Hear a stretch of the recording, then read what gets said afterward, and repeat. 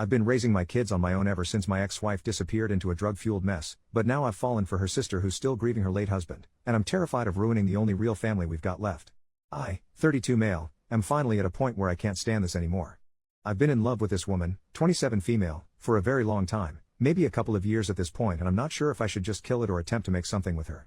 I met my ex-wife, her sister, when I was 23 years old, and the relationship developed very quickly, and by 26 I had my son and daughter and had gotten married. However, within months of being married my ex-wife had an affair, but worse than that, the man she cheated with gotten her into some hard drugs. After confronting her on this, she said she was going to get help, but instead she left in the night. I haven't heard from her in 4 years, and last I've heard she's still with that guy and are homeless in Las Vegas.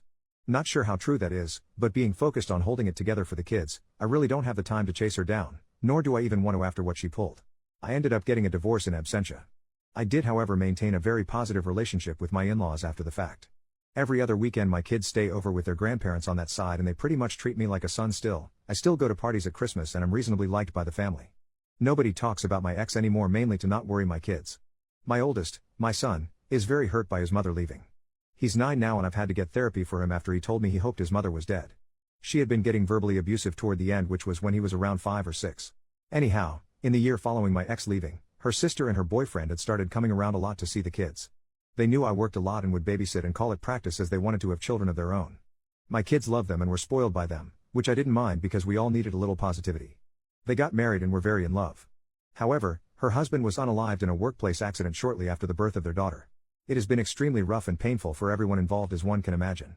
I followed my sister-in-law's example and began to take her daughter to give her time to herself if things got too hard to deal with or she needed alone time. She's been in grief counseling for a few years, but she still wears her ring and has told me she can't ever imagine dating again. I talk to her about him frequently and she's gotten to a better place, but she's still very much in love with him. I can't imagine that sort of pain. Over the last 2 years we've been a more constant figure in each other's lives. My kids love their aunt and I have her over for dinner a couple times a week. My daughter and her daughter have become close and love being around each other, so they have sleepovers. I've moved on from my ex by this point, but the idea of dating possibly someone is dangerous, as their mother has kept me out of the dating scene. I don't know when it happened, but slowly I began to get soft on my sister-in-law. She's a great mom for what she's had happen to her. She's one of the sweetest people I know and her sense of humor always leaves me laughing and happy. Then I started realizing that I'm physically attracted to her. I've always felt kind of guilty about it because her late husband was a good friend, and since she's obviously is still grieving, I've kept it to myself. Since COVID started we've been together a bit more because social distancing has had us lose contact with most other people. Nothing romantic has ever been discussed and I try not to flirt, but last week it was very late and after the kids went to bed I made us a few drinks, not enough to get drunk, but she decided she'd rather spend the night, so I took my couch. I woke up to breakfast this morning and the 4 of us felt like the sort of family I've always wanted. She even kissed my forehead, which is not something she normally does. I still didn't say anything, but after she left I found my son quietly playing with his toys in his room. He looked upset, so I asked him if he was alright. He tells me point blank in the way only a kid can that he wishes sister-in-law was his mother. I sat down with him and asked him why he thought that way, and he gave a whole bunch of reasons, like her being nice to him, and she never yells about anything. He likes seeing her at his grandparents and she draws pictures with him, which I didn't know they did. By the end of it my heart that is already melting for this woman even more wound up. When visiting, dropping them off with their grandparents, I tried to breach the subject with her folks to kind of feel around how people would see. I made a joke about she and I acting like a married couple sometimes, and they didn't laugh and were kind of standoffish, friendly, but either they know something or they disapprove. It's getting too hard for me to ignore or pretend it's not getting to me. I'm in love with her. Either I've got to kill it and find some way not to think of her, or I have to find some sort of way to navigate through this situation and tell her everything. If anybody out there has any insight on how to approach a widow, especially one who is married to a friend, with this sort of intention, I could really use your help. Update 2 months later. Firstly, I'd like to thank everyone who gave me advice on how to proceed and ideas and things I could maybe say to my former sister-in-law. What I ended up doing. Shortly after making the first post, I remembered that my children would spend Sunday night over their grandparents' house, and typically when they do this, my niece, sister-in-law's daughter, will join them. I allow these bi-weekly visits because I think it's important for them to maintain a healthy relationship with their mother's parents. And sister-in-law lets her daughter go because she enjoys playing with my daughter. Well, I realized we'd both have a free night. Normally I'd just game or hit the gym an extra night, but I figured it would be the perfect opportunity to my sister-in-law without the kids being around. So I sent her a text saying, "Hey, kids are out this Sunday, was thinking you might want to get dinner." It was a fairly upscale place that reopened 2 months or so ago for outdoor dining. I never ask her out to dinner and we're almost never alone together, or without a child in the other room. She says she'd love to, and so my panic starts setting in because now I've got to actually act on my feelings. I ask her if she'd prefer meeting at my place and taking one car or meeting at the restaurant, and she says she'll come by my place first. I'm a bit more cleaned up than normal, dressed up but not overly dressed. She shows up and my God, she's in a very nice evening dress, makeup, not something she normally wears, really looking stunning. I must have been slack-jawed for a second, I had to be lol.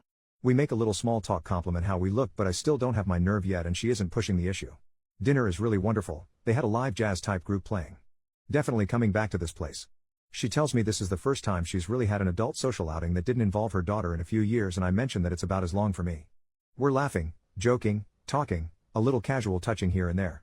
I can't seem to find my nerve though, I'm afraid of ruining this moment, so I just submit to having fun. But as we're leaving my mind snaps and I'm just like screw it. And when we stand to go back to the car, I give her my arm and we walk back to the car arm in arm, no awkwardness, nobody mentioning that it's happening. I open her door for her and I plan on driving her back to her car. As I open the door she stops me. Looking sort of nervous, she just outright tells me to stop and that she wants to kiss me. There was no alcohol at dinner, so this is all her. So I pull her in and we kiss. I can barely describe how wonderful it felt to finally touch her. Well, the kissing goes on outside this restaurant with her leaned against my car for at least a half an hour. When we finally break, we share a few more dreamy looks before we get in the car and drive back to my place. She's holding my hand as I'm driving. I don't think I've ever been happier. I seriously felt that teenage first love feeling again. I confessed to her that I've started having feelings for her a long time ago, but with the terrible things we went through I didn't want to scare her away. She tells me that she's carried a torch for about 6 months herself. At that time I had gone on a couple Tinder dates, and since we were just friends I described what a mess of a time those dates were. She tells me she began feeling intensely jealous and angry that I was seeing these girls, and it was about that time it clicked in her mind that she had somehow developed feelings for me. As it turns out, I didn't approach her because of her late husband, and she wasn't approaching me because she was afraid I'd see too much of her sister, my ex-wife, in her and start to resent her for it.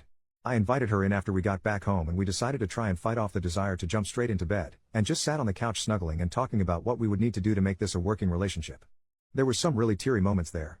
We of course talked about her late husband a little and where she feels in the grief process, saying I don't want to rush her and that I'm not going anywhere if she needs time, I'll wait as long as she needs me to. She says that she feels like she's in a place where she could love again, that she's long past feeling guilty for having feelings for me. It was something she struggled with. She then brought up her sister, and the obvious questions a few people asked in the comments. What would we do if my ex ever decided to show her face around here again or try to get back into my kid's life? What if she comes back reformed and apologetic, would I take her back? I told sister-in-law that's a hard no, that I've forgiven her for cheating on me, but I will never forgive her for what she did to my son. He was quite a sunshiny and happy boy before his mother started cheating, using, and lashing out at him. He's doing better now, but for a long while his behavior and negativity for somebody so young troubled me. My sister-in-law was concerned how he might react to her, as unlike our respective daughters he is old enough to understand everything. I told her not to tell him as it might embarrass him, but not too long ago he told me he wished his aunt was his mom instead. We said we were going to take it slow and not go too fast with things, but the kissing started again, and since we were in private this time, we gave up the fight to stay out of the bedroom. I have had fantasies throughout the duration of my feelings for her, and getting to pet her face in the morning was one I finally got to live out. Moving forward, we are going to establish date nights and work on building on our already strong foundation. When we inevitably tell our folks we're a couple, we're going to do it together. But that's where I'm at. That's it, that's my update. Maybe I'll do another to say how the parents, in-laws, and kids take the news. 2 years of wishing she was mine and now she is. Better not screw this up. Second update 1 week later, I am referring to my ex-wife as Jessica and my sister-in-law, who I had been calling sister-in-law, to Sylvia because funny. Well, we've told everyone, and for the most part it's gone over fairly well. When our respective kids were with my in-laws, Sylvia and I went to go see my parents. They've met her a handful of times, but they don't really know her too well, as my in-laws and my family rarely attended mutual functions. They at least recognized who she was. My dad isn't a particularly sentimental person, so I have no idea what he thinks about it, but my mother is on board. She did ask, does Jess know? And we told her that I haven't even spoken with her in 4 years and Sylvia hasn't heard from her in 2, that we'd cross that bridge when we got to it. Other than that, my folks just seemed happy for me. Yesterday we attended a small family gathering for Labor Day at my in-laws. We knew the reception here would be a little more chilly as they're all also related to my ex-wife. My parents did us the favor of taking the kids to the zoo for the afternoon and ice cream too. We arrived at the party together and of course everybody is wondering where the kids are. Felt like a million things were telling me not to do this, but I took her by the hand and we both explained the kids were not here because we intended on telling everyone that we are now a couple. This wasn't a huge crowd, maybe like 8 people, but it really felt like I announced it to a stadium. I don't know how we expected it to go, but several of her aunts were very pleased with this. We got some hugs. At first nobody even mentioned my ex-wife.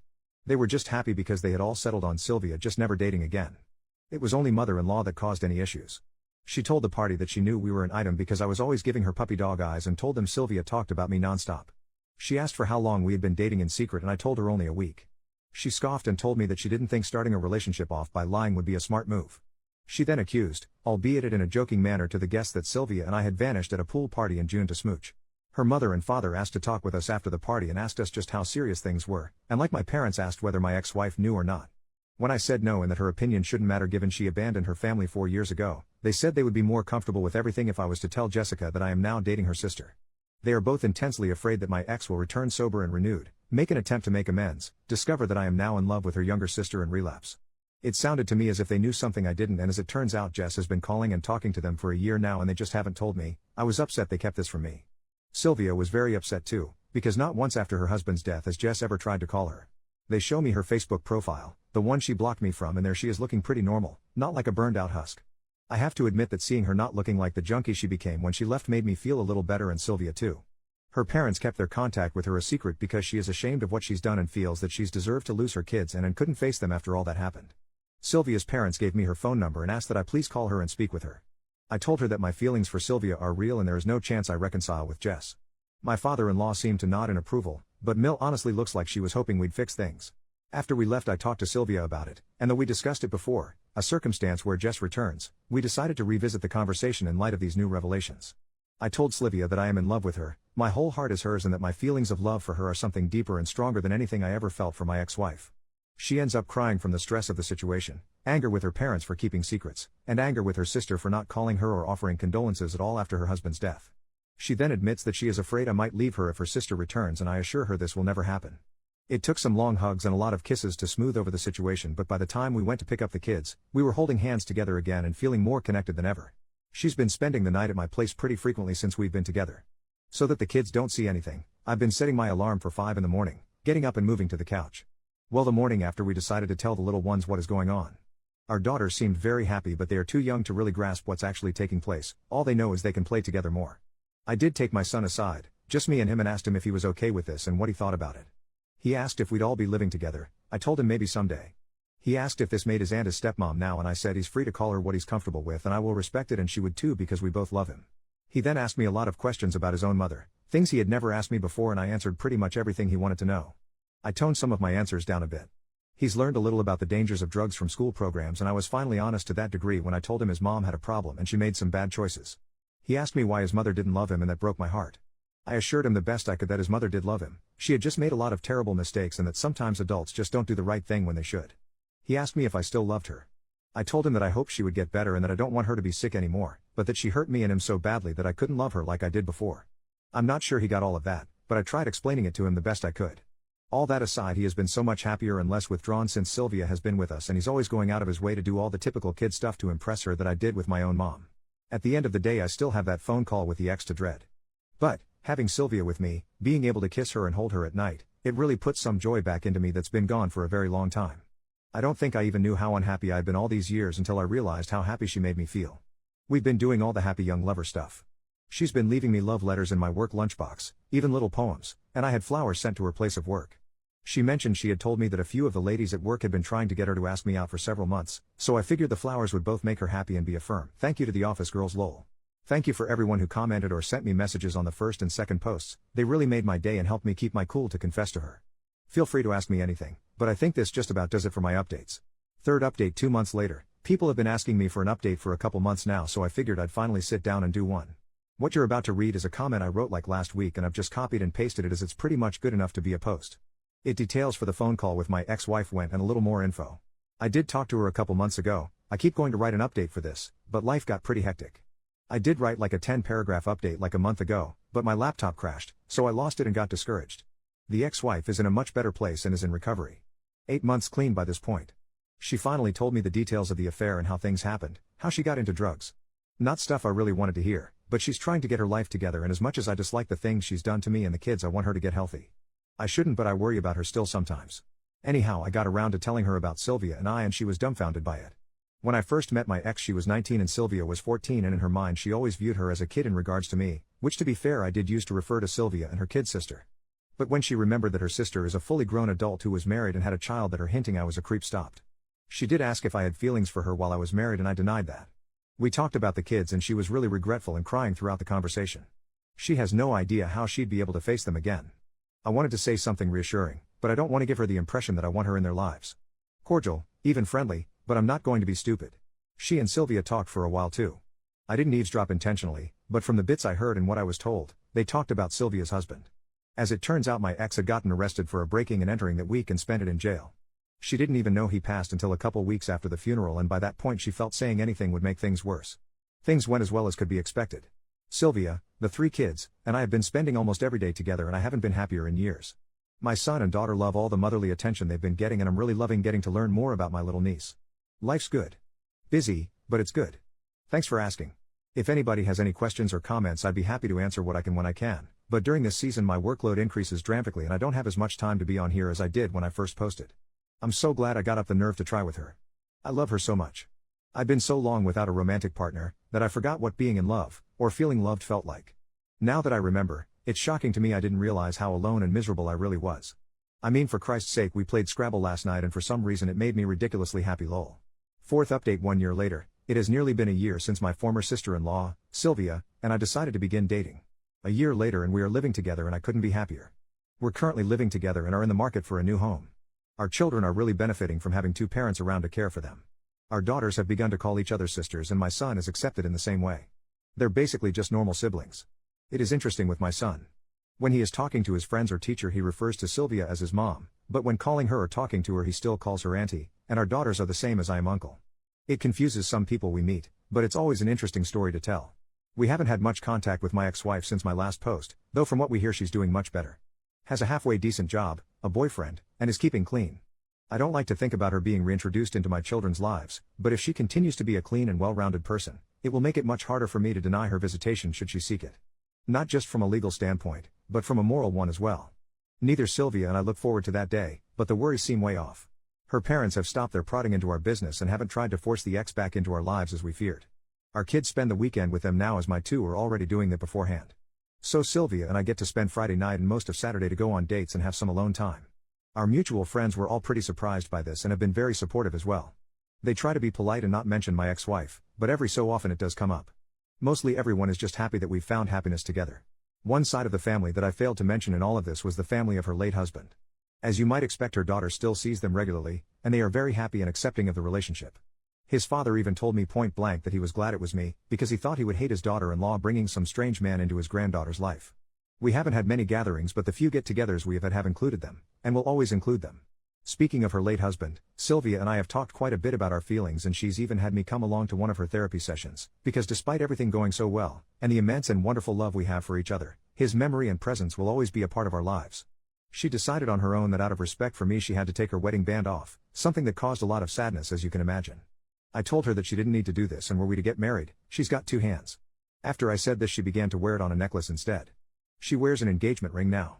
I don't have any crazy story on how the engagement went down. I didn't spring it on her in some crazy public spectacle, but there were tears and hugs and kisses. Thank everyone so much for all the positive words of encouragement.